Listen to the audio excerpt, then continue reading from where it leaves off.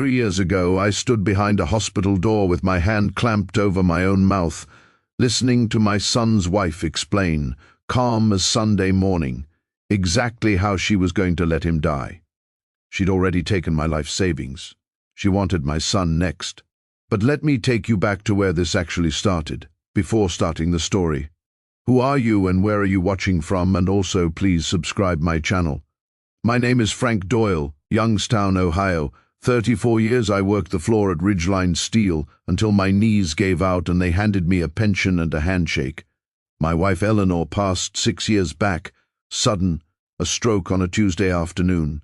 And after that, my son Danny was the only family I had left standing. He's 41 now, a good man, hard-working, easy to be proud of. Married 5 years to a woman named Renee. I never said a bad word about her out loud because Danny loved her, and that was enough for me. 2 years ago, I gave him $150,000, my whole pension buyout, to start his own trucking company. Doyle Freight, he called it. Put my name right on the trucks. Every dollar I had left in this world was riding on that business, and on my son staying my son. So when my phone rang that Tuesday morning and a stranger's voice said, "Your son's been brought in, you should get here," I didn't ask questions. I just drove. The hospital smelled like every hospital does. Bleach, trying to cover up fear. I was almost to room 214 when a hand grabbed my arm. Hard, a nurse, maybe 40, pulled me straight into the empty room next door, 213, and put a finger to her lips. "Don't make a sound," she whispered. "Trust me, you need to hear this." Before I could ask her what in God's name she was talking about, she was gone, and I was standing alone in the dark, my heart going like a jackhammer. Then I heard voices through the wall. Renee's voice and a man's I didn't know. They stopped right outside my son's door. "The old man doesn't have a legal claim to any of it," the man said. "A lawyer, I could tell by the way every word cost extra. Not the business, not the house. It's all in your husband's name. If he doesn't wake up right, you file for guardianship and you control everything." My stomach dropped. They weren't talking about Danny getting better. They were talking about what happened if he didn't. Then Renee laughed. That light little laugh I used to think was sweet. "Here at the hospital it's almost too easy," she said. "I've been adding a little extra to his coffee every morning for weeks. He thinks it's stress. The doctors think it's stress. Nobody questions the wife bringing her husband his thermos." She said it the way you talk about a recipe, not one shake in her voice. I thought about the last month, Danny getting dizzy at Sunday dinner, his hands shaking when he poured his coffee. Danny telling me, "I'm just tired, Dad, the business is a lot right now." I believed him, I believed her. That's the part that still keeps me up some nights. Betrayal doesn't kick the door down like a burglar. It moves in slow and quiet, like water finding a crack in your foundation, and by the time you notice the damage, the whole house is already unsafe to stand in. I'd let that woman into my family 7 years ago and shaken her hand at every holiday since, never once checking the foundation.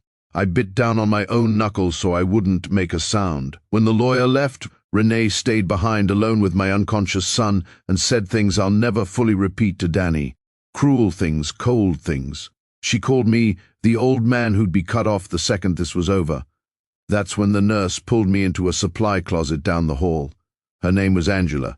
She told me she'd suspected Renee for 2 weeks.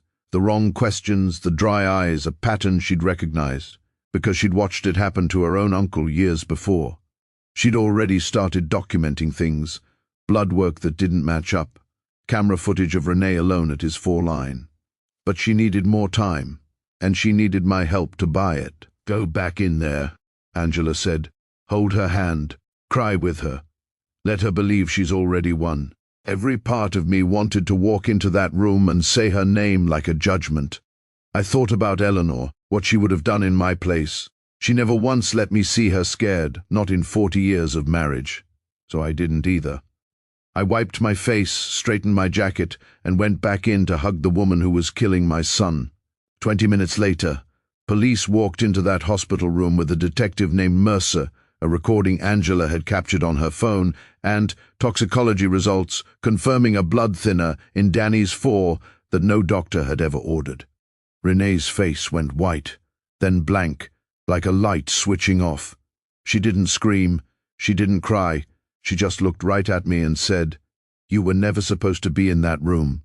2 days later, Detective Mercer sat with me in the hospital cafeteria and told me Renee wasn't even her real name. Diane Cobb, 2 prior marriages, 2 other states, both husbands, wiped out financially, one of them still rebuilding his life in a shelter 3 states away. My son wasn't a marriage that went wrong, he was a job, the 4th one. That night I sat alone in my truck in the hospital parking lot and finally let myself shake, not in front of Danny, not in front of anybody, just me, both hands on the wheel, 34 years of a steelworker's pride finally cracking a little. Danny woke up 4 days later. The recovery was slow, but real.